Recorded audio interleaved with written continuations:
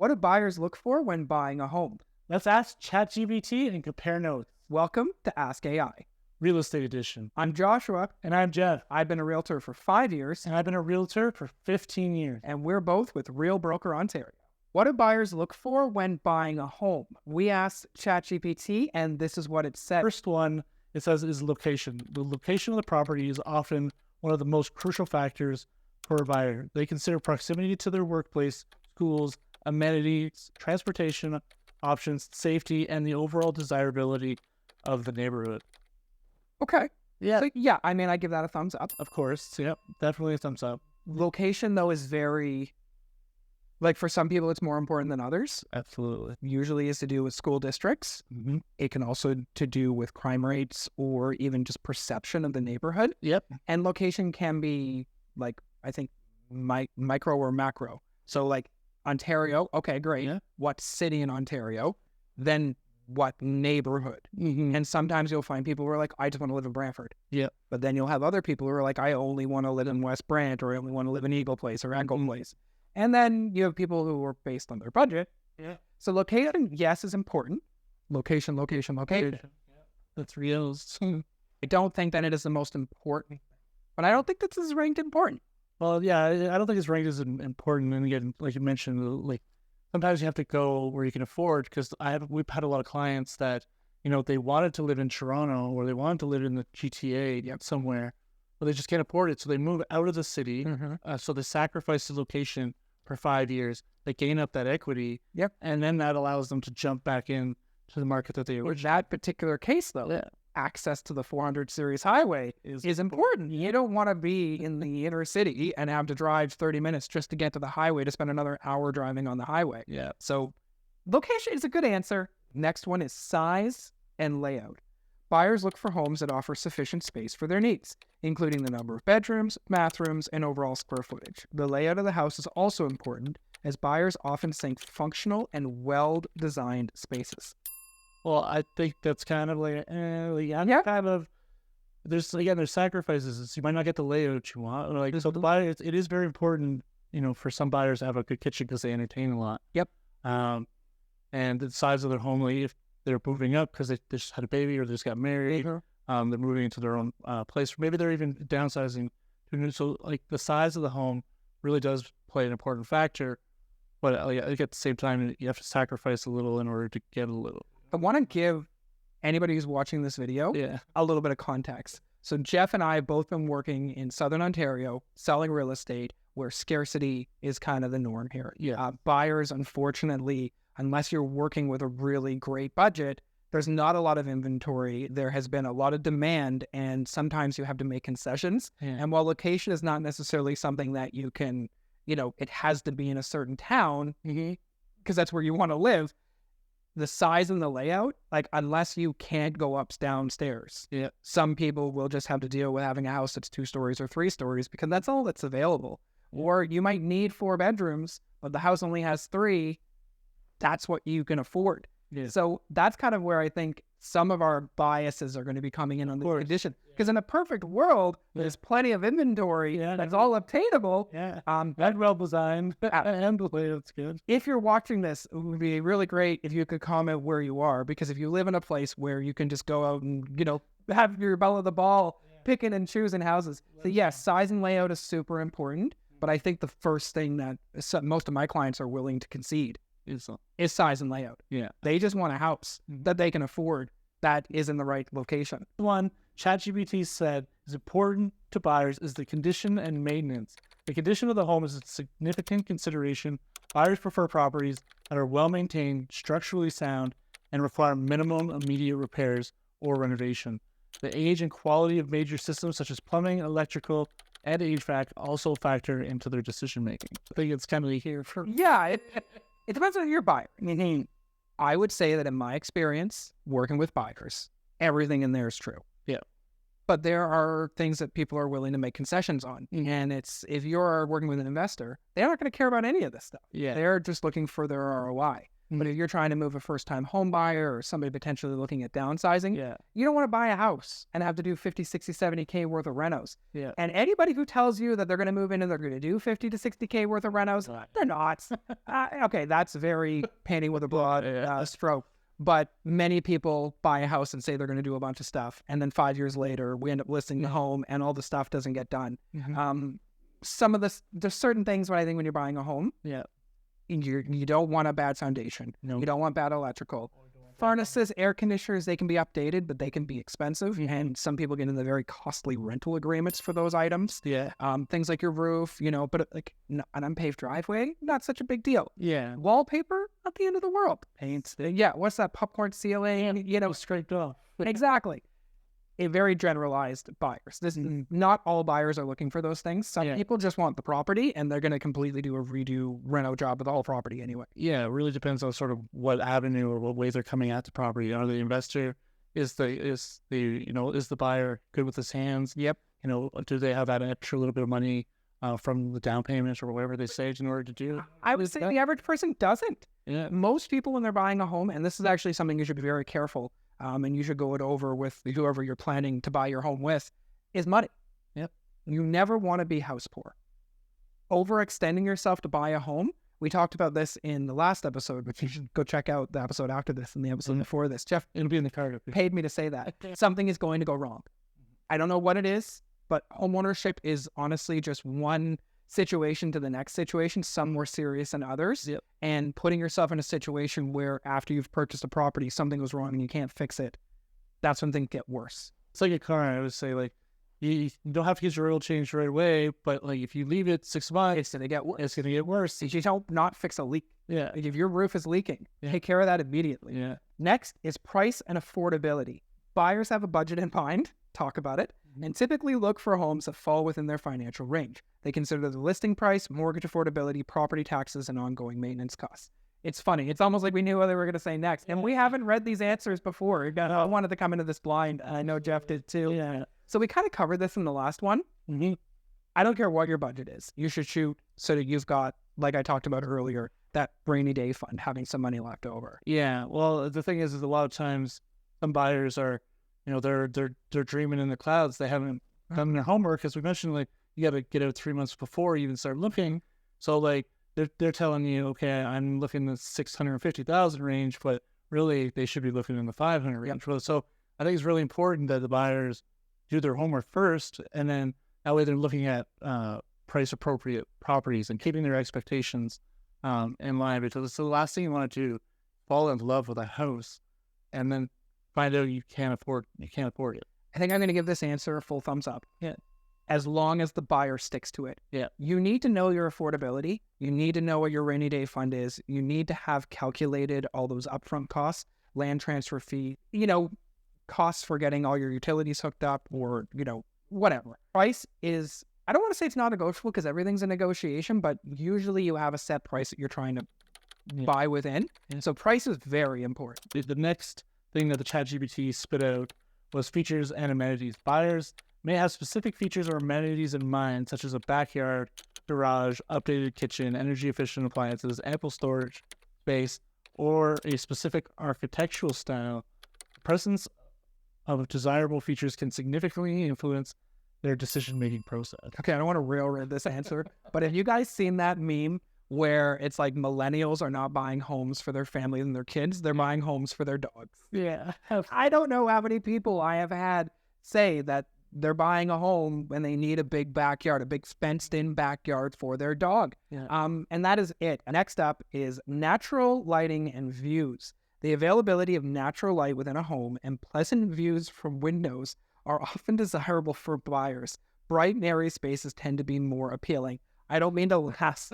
It's just, of course. This one seems a little lazy to me. I'm going to give it, I think, yes, your home should have windows. But you don't need to overlook in the lake. The next thing that ChatGPT spit out was outdoor space. And it's a well-maintained yard, patio, balcony, or garden can be an attractive feature for many buyers, particularly for those with children or pets or those who enjoy outdoor activities. Okay, that sure sounds like an amenity. Absolutely. This ChatGPT has taken kind of the lazy way out here and expanding a few things, but I mean, it's understandable. I mean, it's only human, or it's not. You know what I mean, right? it feels like it. Yeah, it's like when you're in like grade school, and you're just trying to like expand. Yeah. Anyway, outdoor space is important. It's definitely like it's at the bottom of this list. It's at the bottom, I think, most people's list because you can't really be that particular. A front yard or backyard, if you get blessed, you get both. Yeah. But sometimes you have a lot of buyers like I work with who actually want less outdoor space. Yeah. For a lot of first-time home buyers, they're working 1 or 2 jobs. Both of them are working full-time, and having to mow a lawn or to take care of a property or maintain a property is just not what they're looking for. Yeah, they don't spend their extra time taking care of the house. They will not be out there. But if we were giving this answer a thumbs up or a thumbs down, I think it's a thumbs up. Yeah, outdoor space is important. It was a great, what they justified it with. But I definitely don't know that it's the top priority, and not everybody's looking for it. Okay, next one is buyers prioritize the safety and security of the property. They may inquire about the crime rate in the area, the presence of security measures like alarms or gated communities, and the general feeling of safety within the neighborhood. Yes. Now, I think that when it comes to the general safety in the neighborhood, I think it's important for a buyer to do their own research. Yep. There's a lot of available resources out there where you can look on the local police's website and see what kind of crimes are going down in what area. Yeah. And give a general gauge for yourself. I usually say check the neighbors around you just to see what kind of people are living right next to you, and just to get an overall feel. Walk the streets when you, if you like a house, drive around at different times during the day. Just to get a feel. And take a look at the pride of ownership in the neighborhood. Absolutely. And you know what? Sometimes the perception of an unsafe neighborhood, it can actually be safer than neighborhoods that are perceived as safer. Crime is a very touchy subject. I don't really want to dwell on it too much. Jeff hit the nail on the head. Do your own research. And if you don't feel like buying a home in a particular neighborhood because you don't believe that you would feel comfortable there, then don't buy the home. There's always going to be a home. There's always going to be something out there. Something else will pop up. When it comes to safety and security inside of the home, I worked in residential security for almost a decade. So, maybe I'm a bit biased.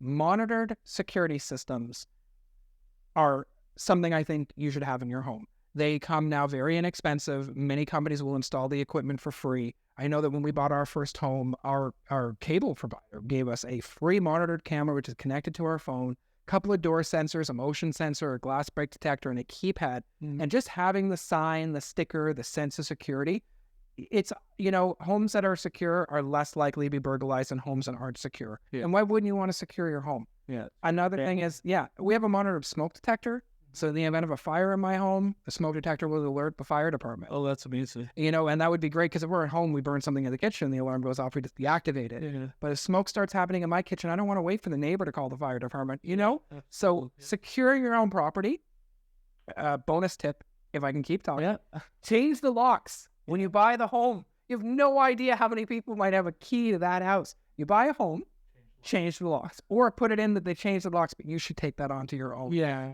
Just change your home lock. I think we've hit the nail on the head. Secure your property. Yeah. I mean, security is important. Yeah. And there are different things you can do to mitigate it. Should you want to go that extra mile? It's like having a computer with a firewall. Yeah. Or having your phone unlocked. Yeah. And the next one on the list is future potential. Some buyers consider the potential for future growth and value appreciation factors such as planned developments, infrastructure improvements, and the overall real estate market outlook can influence their decision. Do you give it a thumbs up or this one? I'd also give a thumbs up, but it's too. I don't know that most people get it. Development happens. I just watched a TikTok video, and it was all about this person who held out. A developer had bought all the property around them, but they didn't want to sell their property. And then behind them was this giant, 13-story building. Maybe not 13. I think that's an unlucky number. But whatever. It was a giant building behind, except for this one little house. Development is happening in most parts of the country, in most parts of the world. If there are empty lots, or if there's an empty area around railroad tracks or power lines or cell towers. Yeah, or anything. If you live in an intensification corridor, you got to know that you're going to get a lot of traffic in and out of that area, and potential that other condos and other maybe retail plazas are going to be built in the future. So you have to kind of, I don't necessarily think a lot of people pay attention to this, but I think he does. And that's, again, one of the reasons why you should talk to your realtor. Yeah, they know exactly what's going on in the neighborhood, or else they should, and they can sort of guide you and say, okay, this is going to change here. They're going to create more roads and there's going to be less traffic, or, they're building a sewage plant. It really depends on where you're buying. If you're buying in suburbia, it may be suburbia for a very long time. But like you were saying, if you're buying in an intensification area, we're here in Southern Ontario, and there's a lot of legislation coming in that's changing the way that development is going to be happening, especially in older neighborhoods. And, even in the neighborhood I live, you see many of these larger, older homes being converted into duplexes, triplexes, fourplexes, fiveplexes even. And we need housing, so you can understand why this is important. But not everybody wants to live in a neighborhood where there's a lot of intensification. And just because you bought a home and it's one way, or just because you bought a home in a neighborhood and the neighborhood may be one way, times they are changing. And, following along with what your municipal decision-making process is, or talking to some of the neighbors, or like you said, asking your realtor, this can be great. Because imagine you were to buy, 10 acres of land on a country home. And then 10 years later, some developer comes to you and offers you $20 million for your land that you paid $700,000 or $800,000 for. Yeah. It's kind of like Beverly Hillbillies. Buying real estate is a new striking oil. That's the last one. Yeah. This time we're doing financing options. Buyers often evaluate financing options available to them, such as mortgage rates, loan programs, and down payment requirements. The availability of favorable financing can impact their purchase decision. Okay. Yes, I know it's very broad. I don't know what that has to do with what buyers are looking like.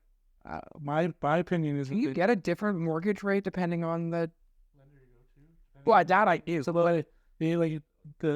but your rate chances are going to be the same if you're buying a $300,000 house or you're buying a $700,000. Yeah, but sometimes you could have the 20% down payment. Yeah, okay, yeah. And 5% of it, and see, 15 years of experience here. I'm learning stuff. The 15% they could use to either do stuff to the house, or they could do, and you're going to end up paying more in CMHC fees, but you could use that extra money to go towards something else that you need to. At the end of the day, having the different, I don't think a lot of buyers take the time to talk to the mortgage broker and say, hey, what should I put the 20% down? Yeah, did I just do the 10 and use the other 10 to pay off my home? You're so right. Or something like that, right? We talked about this in another episode, but it was like, your financing is super important, because just because you can afford it on paper doesn't mean you can actually afford it. And that rainy day fund and everything that we were talking about before. So yeah, I mean, I think we were talking so much about specifics of the home, I didn't really, see how financing fit into it. Yeah. But I think that is, maybe it's why it's last on the list. And clearly, I think ChatGPT is kind of clawing on, trying to get one. What else do one more thing? I mean, when you were prompting, we were like, I need one more. Yeah. I need one more. It's like, go on. Go on.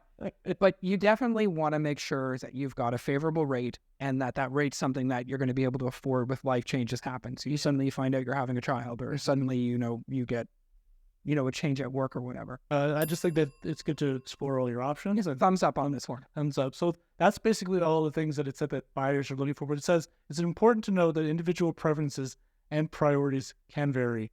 And what buyers look for can depend on their unique circumstances, such as their family size, lifestyle, and long-term goal. So I don't want to end the episode on a meme or a joke, but I feel like it goes without saying, because if you are a realtor and you are watching this, there is a common theme that buyers have no idea what they want, and that their whims can change and their fancies can change on a dime. We call it a discovery day, but one of my favorite things to do is to go and see properties with clients. Because when you get out there, you'll find out that suddenly they hate this, or they absolutely love this, and they can't go without it. And sometimes I like to throw in something that they didn't necessarily know that we were going to go and see. Yeah. I'm like, hey, guys, I threw in 27 Donegal. Let's go have a look. Yeah. And then suddenly you get there and they had no idea that they would love it. And that's one of the fun parts about being a realtor. Yeah, absolutely. Showing them the different options, and, ultimately they do end up finding the ones that they love. What would you like to see us ask ChatGPT regarding real estate? Let us know in the comments. That would be great. And let us know if you agree or disagree with us. Yeah, I don't know. Yeah, of course. And then Jeff wants me to say something about somewhere in there. Click on one of these videos and watch every episode of Ask AI Real Estate. I'm Josh. I'm Jeff. See you next week. That was good.